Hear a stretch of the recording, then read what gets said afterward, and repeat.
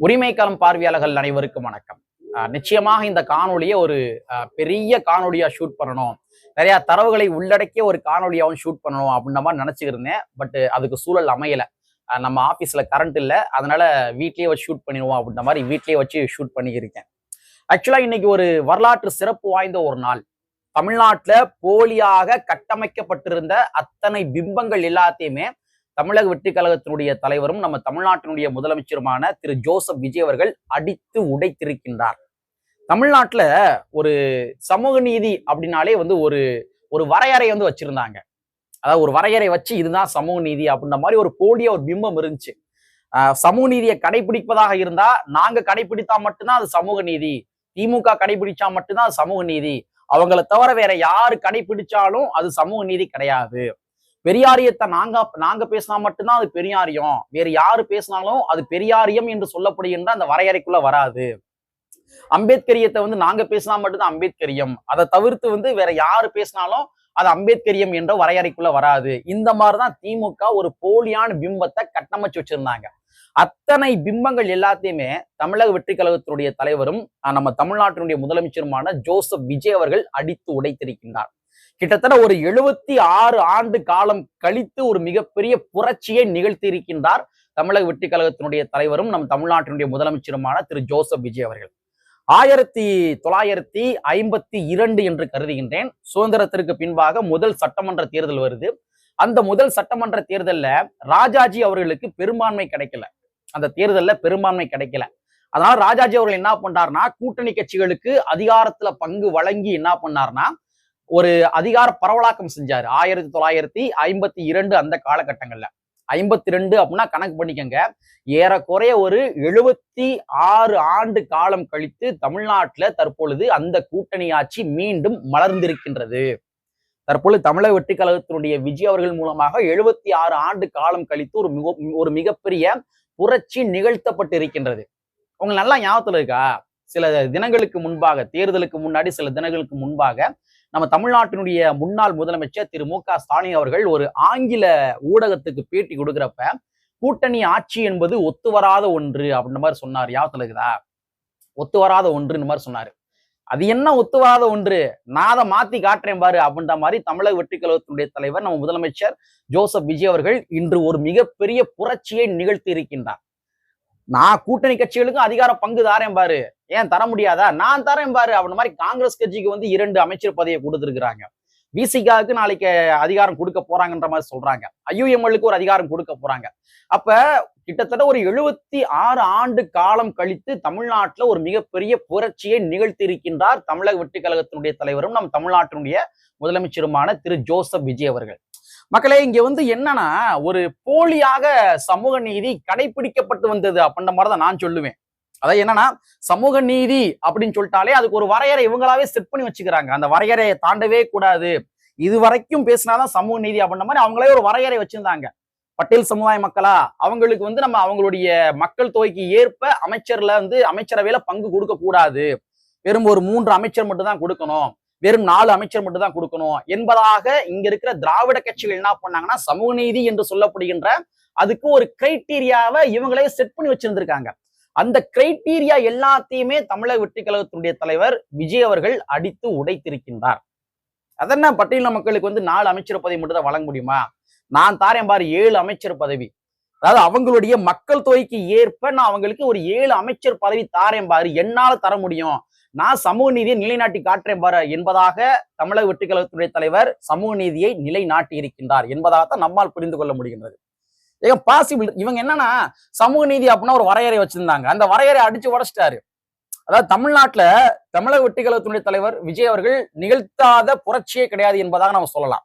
உதாரணத்துக்கு ஒரு தேர்தல் அப்படின்னா அந்த தேர்தல்ல கோடி கோடியா பணம் செலவழிக்கணும், கோடி கோடியா பணம் செலவழிக்கணும், அங்க இருக்கிற வாக்காளர்களுக்கு பணம் கொடுக்கணும், வாக்காளர்களுக்கு பணம் கொடுத்தா மட்டும்தான் நம்ம வெற்றி பெற முடியும் என்பதாக ஒரு சூழல் இருந்துச்சு. அந்த சூழலை இவர் அடிச்சு உடைச்சிருக்கிறாரு.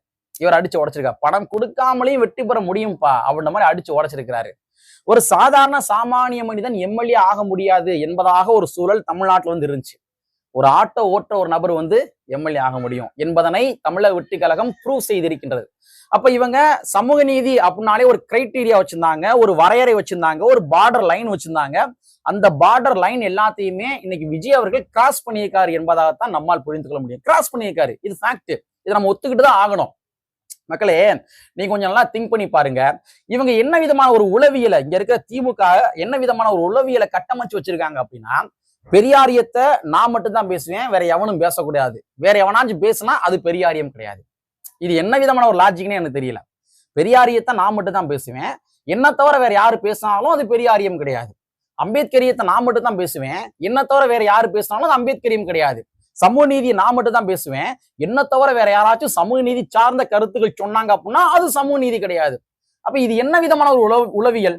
இந்த உளவியலை விஜய்ல அடிச்சு உடைச்சிருக்கிறாரு. நானும் பெரியாரியம் பேசுவேன், நீங்க பேசுற மட்டும் தான் பெரியாரியம் கிடையாது, நானும் பெரியாரியம் பேசுவேன். நீங்க கொஞ்சம் திங்க் பண்ணி பாருங்க.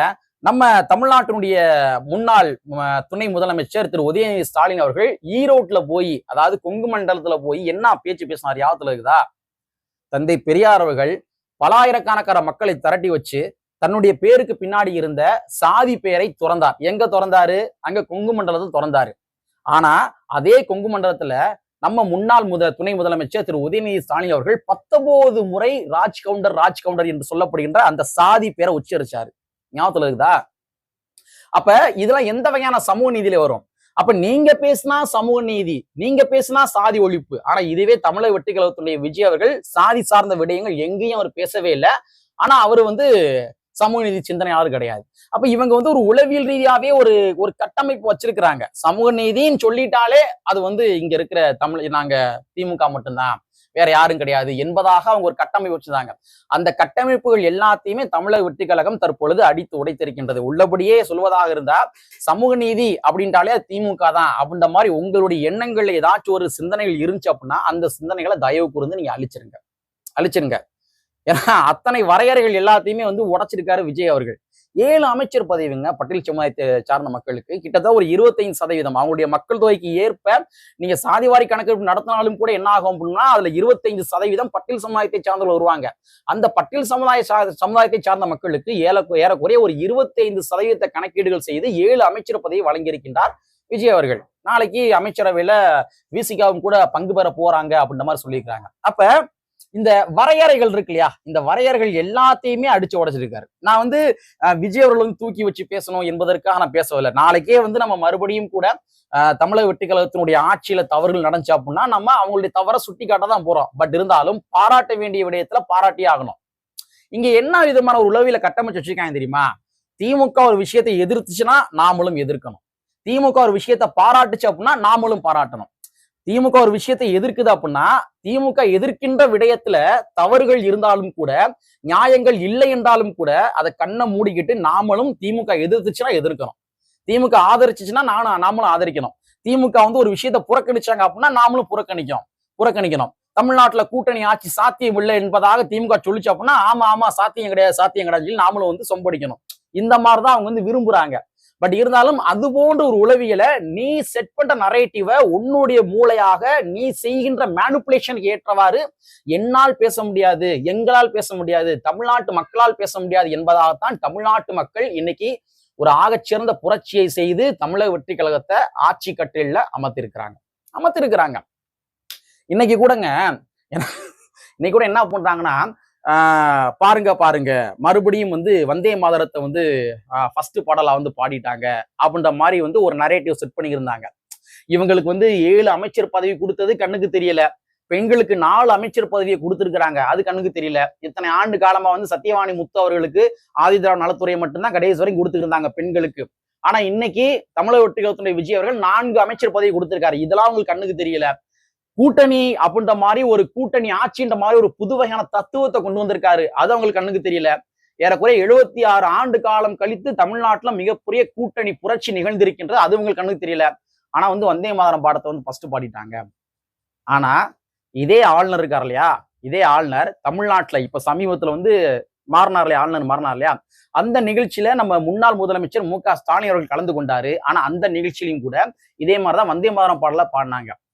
அன்னைக்கு மௌன விரதமாக இருந்த இந்த போலி போராளிகள் இன்னைக்கு தமிழக வெற்றி கழகத்துடைய விஜய் அவர்களை கேள்வி கேட்கிறாங்க.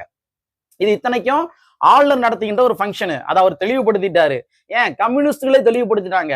இது மத்திய அரசாங்கத்தினுடைய கண்ட்ரோல்ல இருக்கிற ஆளுநர் நடத்துகின்ற நிகழ்ச்சி. அந்த நிகழ்ச்சியில இப்படிதான் புரோட்டோகால் அவங்க பண்ணுவாங்களாமா அப்படின்ற மாதிரி அவங்க சொல்லிட்டாங்க என்பதாக கம்யூனிஸ்ட் கட்சி என்ன பண்ணிட்டாங்க, இதற்கு இது ஆதரவு கொடுத்துட்டாங்க. விஜய் அவர்களுக்கு எதிராக பேசாம ஆதரவு கொடுத்துட்டாங்க. ஆனாலும் கூட இத்தனை புரட்சிய தாவேக்கா நிகழ்த்தி இருக்கின்றது. அதெல்லாம் இவங்களுக்கு கண்ணுக்கு தெரியல.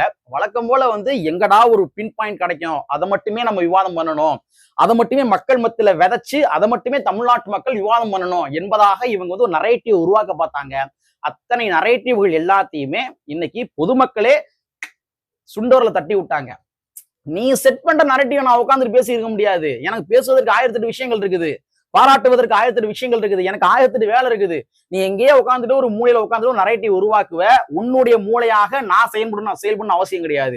நீ என்னுடைய மைண்டை கண்ட்ரோல் பண்ற, நீ கண்ட்ரோல் பண்ணி உன்னுடைய தேவைக்கு ஏற்றவாறு என்ன நீ பேச வைக்கிறப்பனா அது என்னால முடியாதுப்பா என்பதாகத்தான் நீ தமிழ்நாட்டு மக்கள் என்ன பண்ணிருக்காங்க, இவங்க திமுக செட் பண்ற அத்தனை நரேட்டிவ் எல்லாத்தையுமே அடிச்சு உடைச்சிருக்கிறாங்க. சோ நான் என்ன சொல்ல வரேன் அப்படின்னா, இந்த அமைச்சரவை பட்டியல் சம்பந்தமாக நிறைய டேட்டாக்கள் இருக்குது, நான் பேசணும்னு நினைக்கிறேன். நிறைய ஒரு நீண்ட நெடிய ஒரு பெரிய வீடியோ நம்ம நிச்சயமா போடுவோம். இன்னைக்கு நம்ம அலுவலகத்துல கரண்ட் இல்லாதனால சரி இன்னைக்கு நம்ம கண்டிப்பான முறையில் இது சம்பந்தமா நான் பேசி ஆகணும். அந்த கிரெடிட்ஸை விஜய் அவர்கள் கொடுத்தாங்கன்ற காரணத்துக்காக தான் ஒரு ஷார்ட்டான காணொலி. ஸோ நாளைக்கு ஒரு பெரிய காணொலியை நம்ம பதிவேற்றம் செய்வோம் என்பதை கூறிக்கொண்டு, கற்பி ஒன்று புரட்சி சென்று புரட்சி அமைப்புடைய வரியை கூறிக்கொண்டு நிறைவு செய்கின்றேன். நன்றி, வணக்கம்.